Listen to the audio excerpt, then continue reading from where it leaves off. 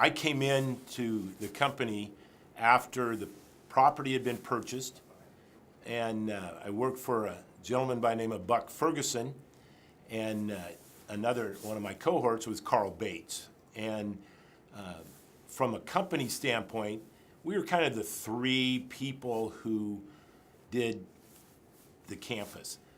Carl, blood, sweat, and tears into this place, and did a phenomenal job.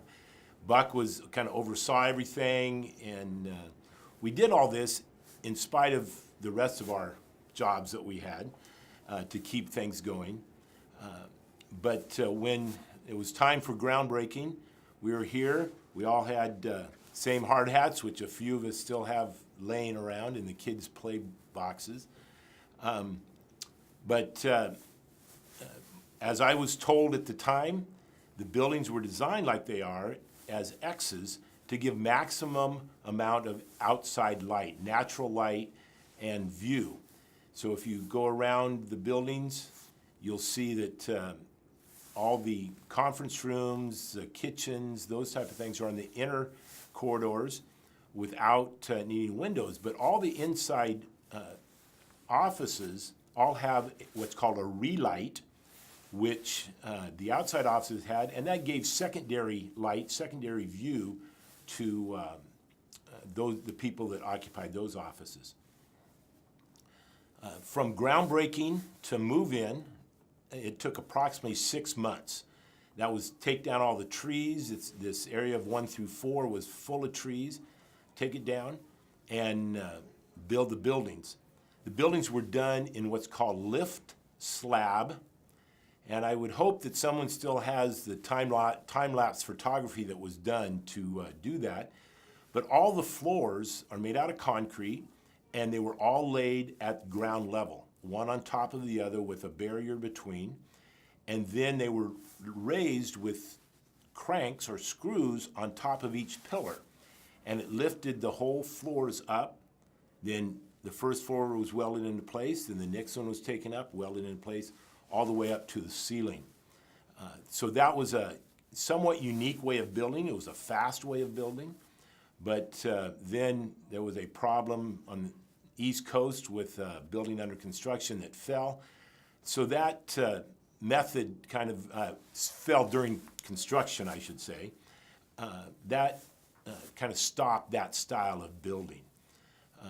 So that's kind of how the campus, came about. I'm sure there's more to it. My stories may not be exactly accurate, but that's the legend that came from the beginning and from the core. The one thing that I would say about Microsoft that's so much fun is back in those days, it was get it done. Now, my history, I came out of higher education administration and medical hospitals, all nonprofit. I came to Microsoft, it was like from the frying pan into the fire, because it was not about the dollar, it was we need to get it done. Now we watched our dollars, but the key thing was get it done. And I saw this all the way across the company, from product design and development and release to anything we did, it was get it done. We worked long hours. We had a good time, went home tired. Many of us are very pleased to say that our families are still intact. When the building was built, we made T-shirts for the construction crew, and it was a drawing of these first 4 buildings, and they were on green T-shirts because green was the color of Microsoft back then. And across the top it says, "I built Microsoft," and at the bottom, "I survived."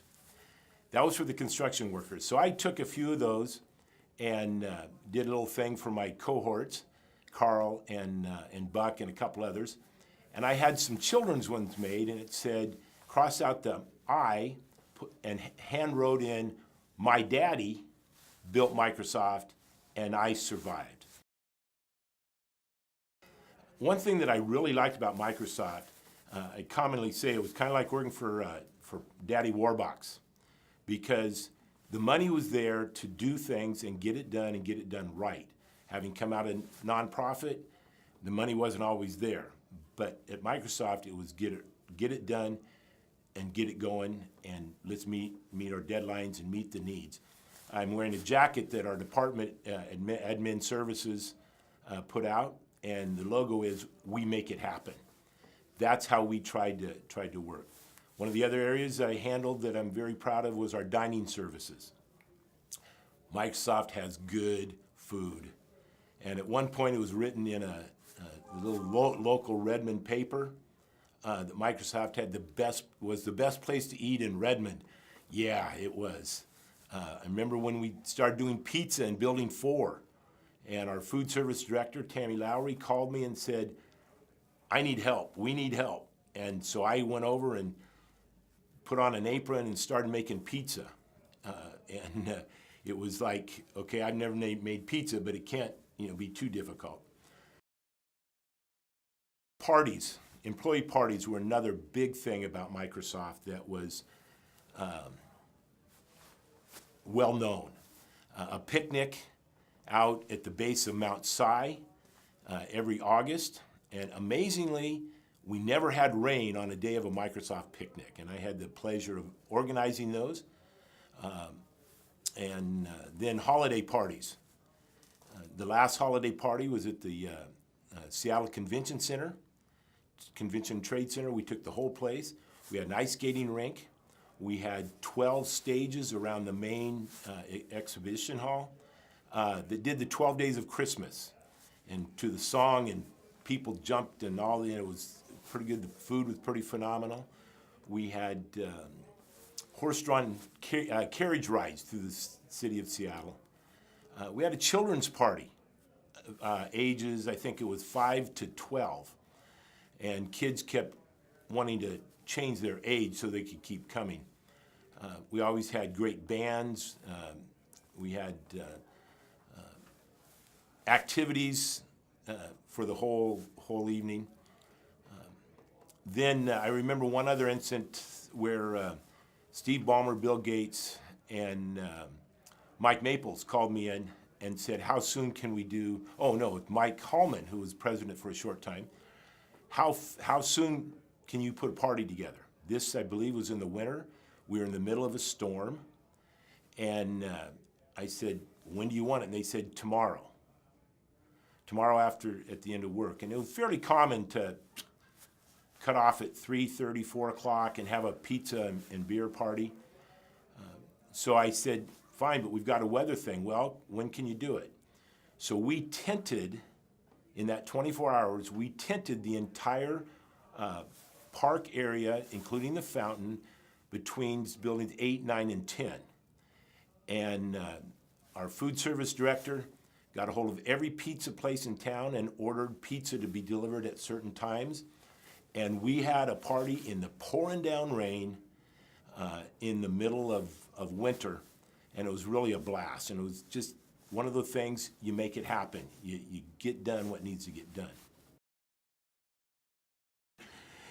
I mentioned the holiday party, and we had gone from one venue to the convention center, and the budget was going to be a little tight. And so I reported in, what was going on, and that it was going to be tight. John Shirley sent a note back, an email back, that said, "Don't worry about the budget, just make sure it's a damn good party." No, just make sure it's a good party. And I assured him it would be. On Monday morning after the party, I get in the office, and on my email I have 3 emails. One from John Shirley, and that one said, "That was a damn good party." The next one was from Bill Gates, and it said, "Ditto that, damn good party." Then Frank Gaudette, love Frank.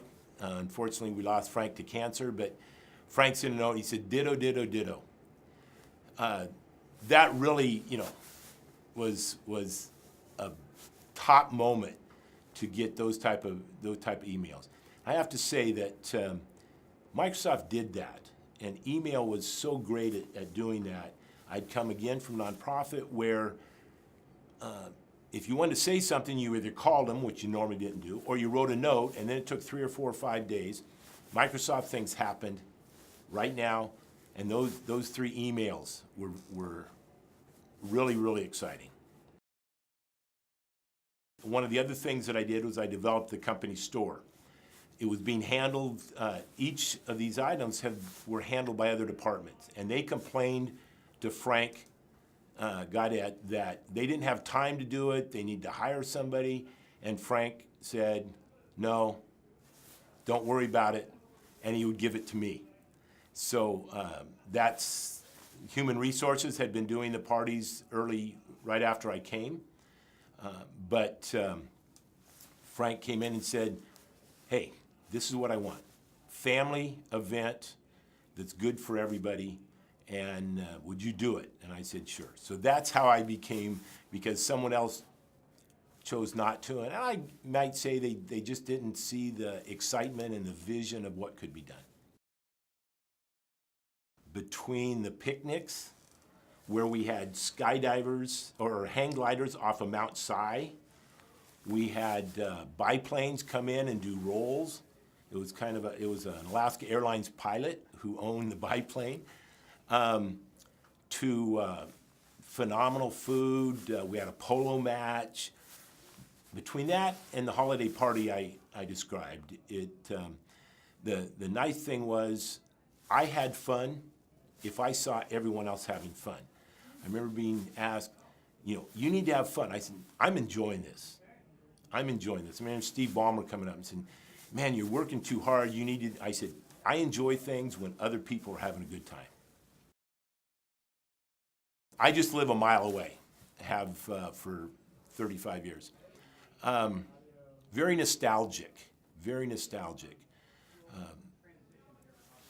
I would wake up in the morning to, I should say my family would wake up, because I was usually already here, to the sound of the dump trucks backing up and the ding, ding, ding, and the activity taking place here. I still do, because the campus is still building. But it's very nostalgic. As I walk through and I go, oh my word, this is where my office was. This is the pond. Lake Bilge is still there. I saw a picture of the duck decoy that was floating in the pond for Buck Ferguson's birthday. And I take some pride in the fact that I did that, had my employees come at 2 a.m. and we got it out there.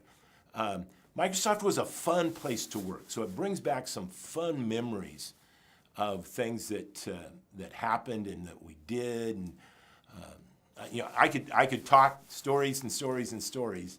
My son once asked me after I left, said, Dad, do you miss it? And I said, I miss the camaraderie. People pulling together to get stuff done, not afraid to do that. And I said, but I think your mom misses the regular paycheck. There was another time that many people may remember is when we had 13 inches of snow one afternoon, and it shut the company down. I initially, once I saw that, I called the residents in, I called the other hotels over close by, and booked all their rooms. Gave them my Microsoft credit card and said, I want to book all the rooms, the available rooms. And then I allowed, when people come in, I said, okay, go over here. We've got some rooms you need to share. So that was an event.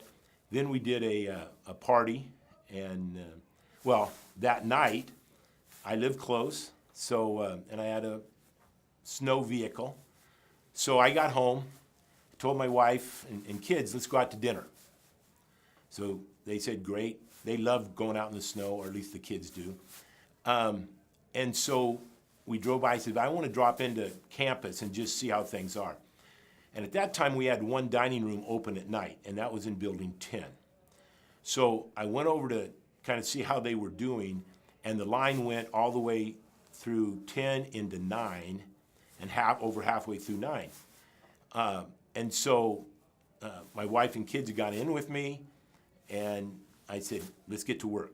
So my kids went in the back and sat down, had them sit there, and my wife and I started working. And the last person to come through, my wife was making sandwiches. Last person to come through was Buck Ferguson, my boss. And my wife looks up and says, hi, how can I help you? It was a great deal. It was a great deal. But we worked, and it was a fun time. And then we had a party called the St. Bernard Party. At that time, the board of directors were all in a meeting. I believe they were in Toronto.